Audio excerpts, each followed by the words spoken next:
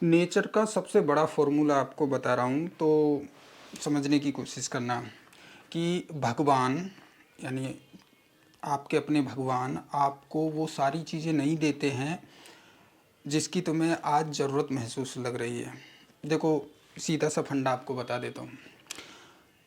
भगवान ने किसी को हाइट दिया तो उसने कोई भी काम ऐसा नहीं किया जिसमें उसकी हाइट की ज़रूरत हो। वो एकदम अलग फील्ड में चला गया।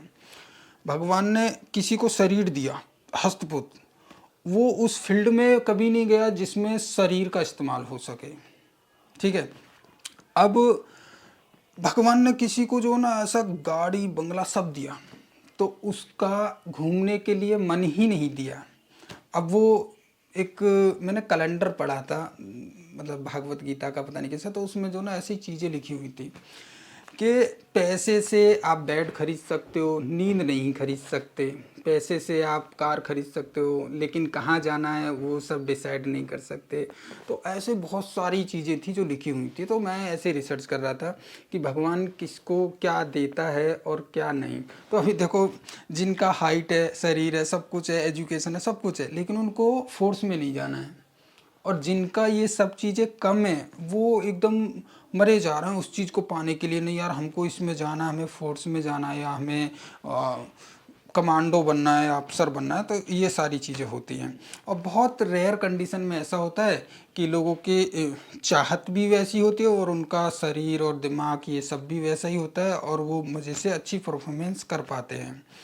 तो यहाँ पे मैंने एक ही चीज़ नोटिस करी है कि दुनिया में जो चीज़ें भगवान ने आपको दी हैं बाय नेचर या बाय कोएसिडेंट, तो उसमें जो है उसके जो साइड में होगा ना, मतलब जैसे नेगेटिव होता है एक पेज, पॉजिटिव होता है, नर नारी होती है, या बादल, ज़मीन, आकाश, गंगा, पता नहीं, मतलब हर चीज़ जोड़ा से बनाई गई है ना इस दुनिया में।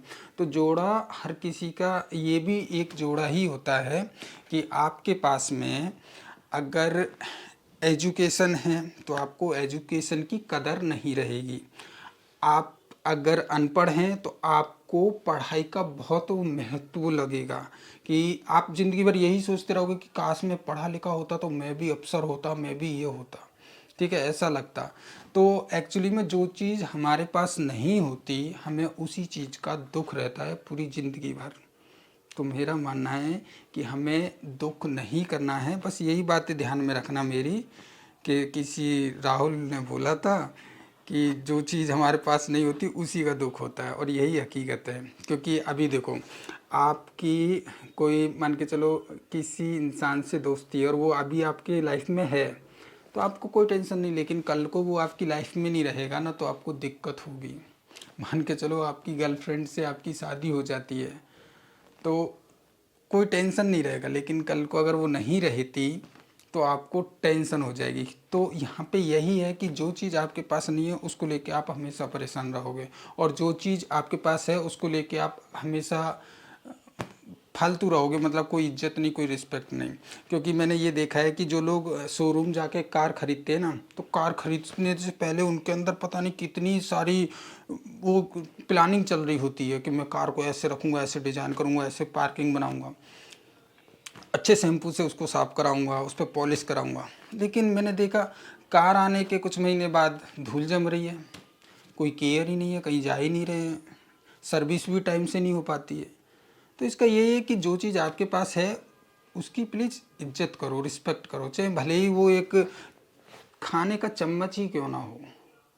चम्मच हो, स्लीपर हो, झाड़ू हो, पोछा हो, कंघी हो, जो भी है आपके पास में उसकी रिस्पेक्ट, इज्जत, डस्टिंग, साफ सफाई मज़े से, तो वो चीज़ें भी आपको रिस्पेक्ट देती हैं।